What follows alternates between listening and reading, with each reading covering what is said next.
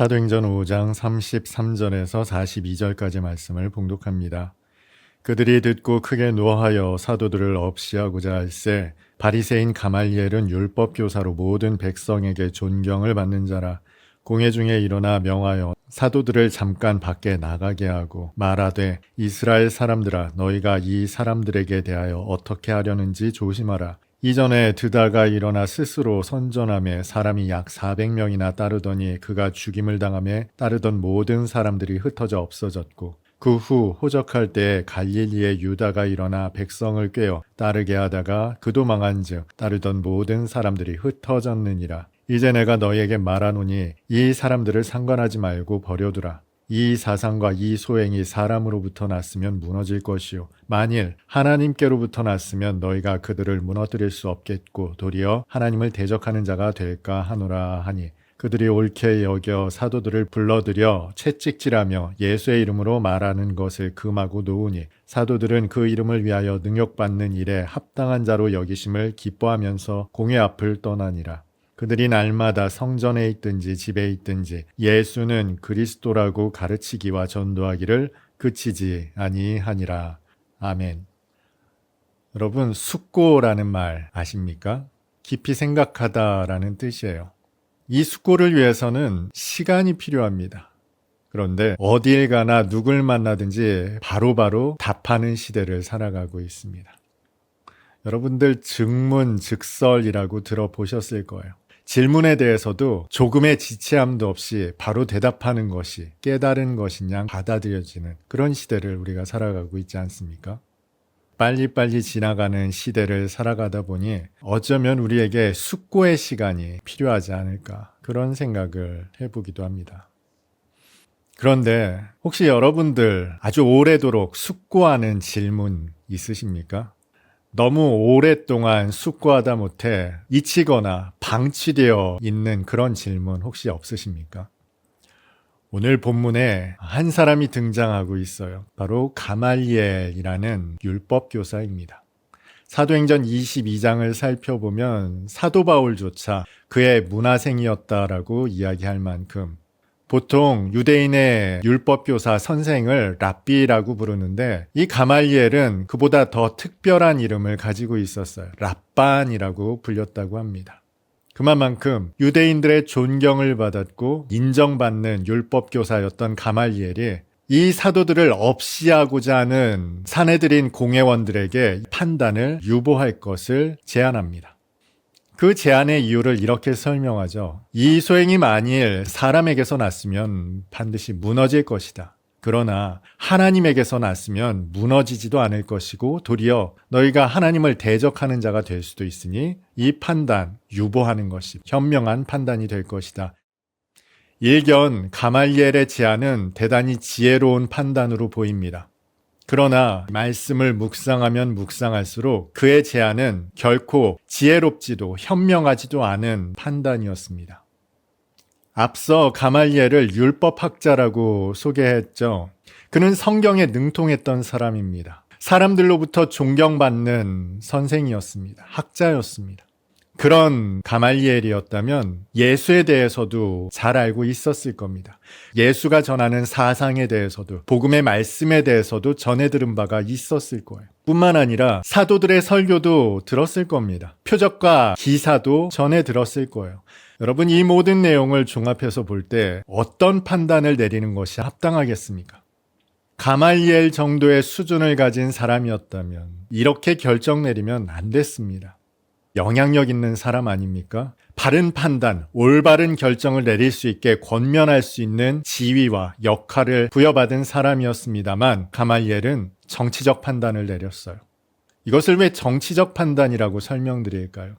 전해지는 어떤 문헌에도 가말리엘이 회심에 이르렀다는 기록을 찾아볼 수가 없습니다.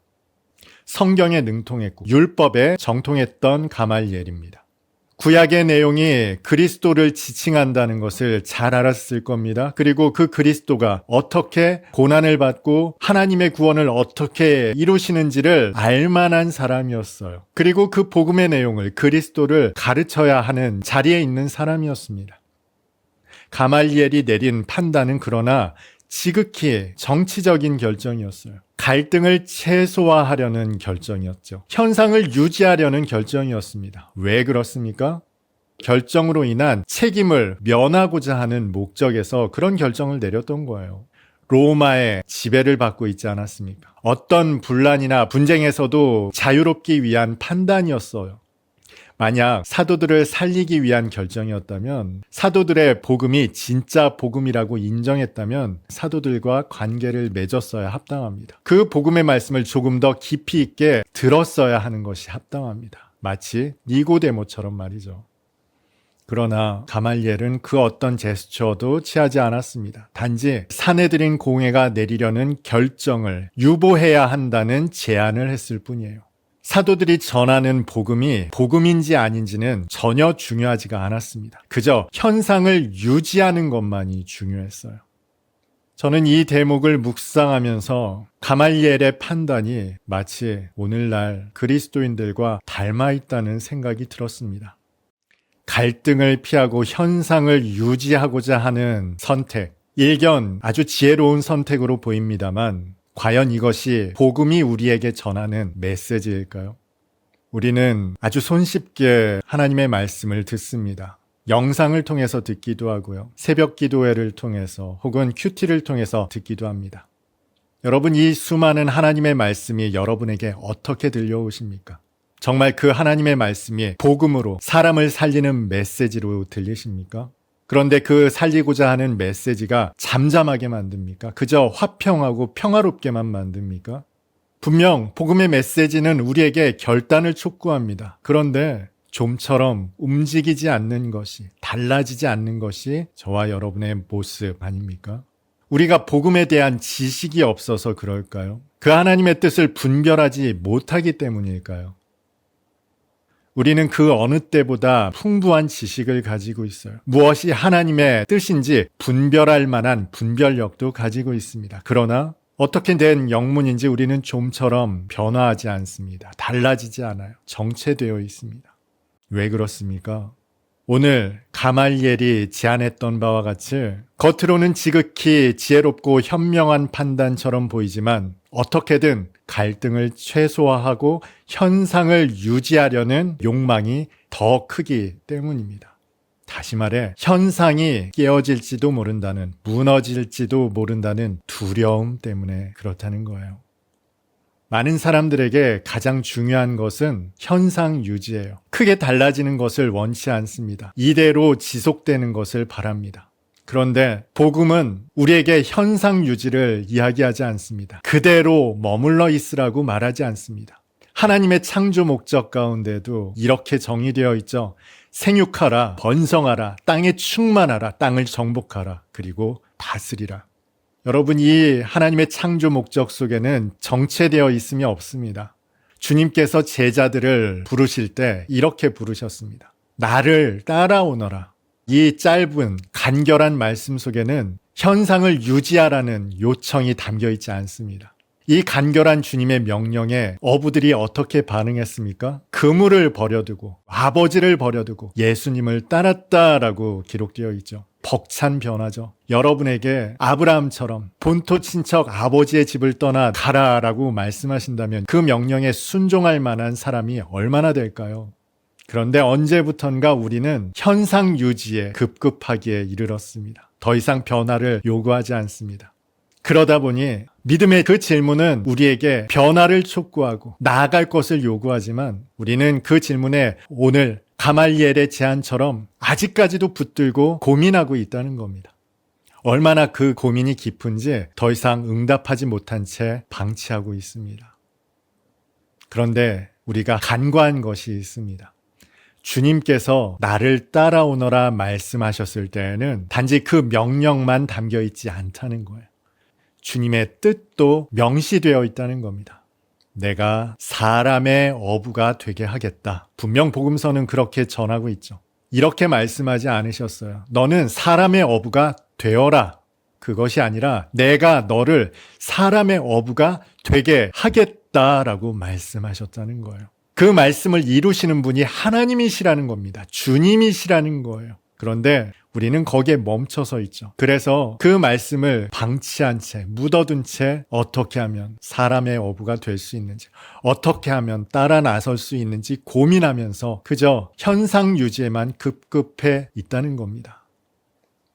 복음은 우리에게 안주하라고 말하지 않습니다. 거기에 그대로 서 있으라고 말하지 않습니다. 주님께서 십자가로 걸어 나아가셨듯이 복음은 우리에게 걸어가라고 말합니다. 달란트를 받았던 사람들은 즉시 가서 장사를 했습니다. 어떻게 될지도 모르는 미지의 영역으로 그 큰 돈을 가지고 걸어 나아갔습니다. 단 한 사람만은 그 달란트를 땅속 깊숙이 처박아 두고 말았습니다. 보류해 두고 말았습니다. 그는 진중한 사람인 양 주인이 어떤 분인지 너무나 잘 안다는 듯 현상을 유지하며 있었다는 거예요. 복음은 저와 여러분에게 멈춰서라고 말하지 않습니다. 그냥 그 자리에 서서 기다리라고 말하지 않습니다. 하나님의 뜻이 무엇인지 분명히 알만한 지혜가 있다면, 명철이 있다면, 하나님께서 뜻하시는 바가 무엇인지 알고 있다면 숙고의 시간을 지나 결단해야 할 때입니다. 그 오래된 질문에 오늘 예배드리는 저와 여러분이 답할 수 있기를 바랍니다.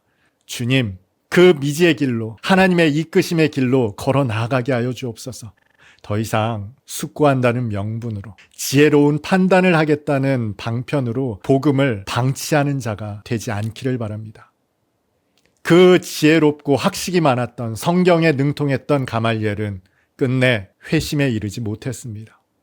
지혜롭고 현명한 판단처럼 보이지만 유보하는 신앙, 보류된 신앙, 거기에서 일어나 주님께서 이끄시는 그 여정 가운데로 미지의 길로, 그러나 주님이 함께 하시는 그 생명의 길로 담대하게 걸어 나갈 수 있는 오늘 예배드린 저와 여러분 다 될 수 있기를 주님의 이름으로 축복합니다.